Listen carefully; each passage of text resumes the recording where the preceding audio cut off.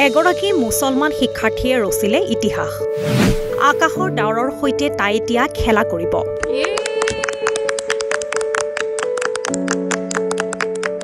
নজমুল ভূঞা আৰু আসমা ভূঞাৰ কন্যাই ৰাজ্যৰ বাবে কঢ়িয়ালে গৌৰৱ। তাইৰ নাম নাদিয়া ৰুহি।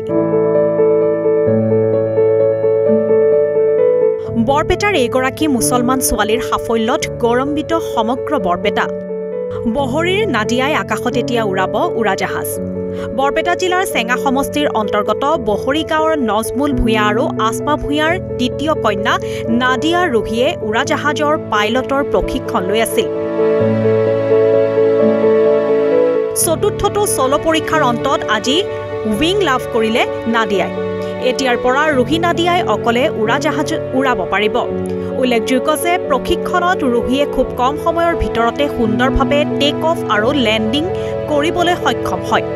ৰুহিয়ে সৰুৰে পৰাই পাইলট হোৱাৰ সপোন পুহি ৰাখিছিল। ডাক্তৰ ইঞ্জিনিয়াৰ হ'বলৈ ইচ্ছা নকৰা ৰুহিৰ ইচ্ছাক পৰিয়ালৰ লোকেও পূৰ্ণ সমৰ্থন দিছিল। মেডিকেল পৰীক্ষাত বাছনি হোৱাৰ পিছতে পাইলটৰ পাঠ্যক্ৰমৰ বাবে লাভ কৰিছিল আসন। প্ৰথম অৱস্থাত দিল্লীত অধ্যয়ন কৰি পিছলৈ মহাৰাষ্ট্ৰৰ পুনেৰ উৰাজাহাজ প্ৰশিক্ষণ কেন্দ্ৰত প্ৰশিক্ষণ লৈ আছিল।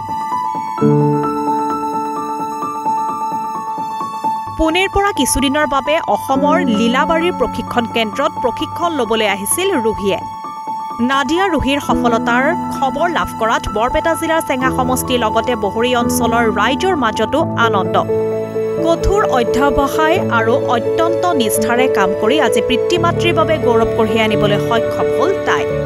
বৰপেটাৰ এইগৰাকী কন্যাৰ সফলতাৰ বাবে আপুনিও জনাব পাৰিব শুভেচ্ছা।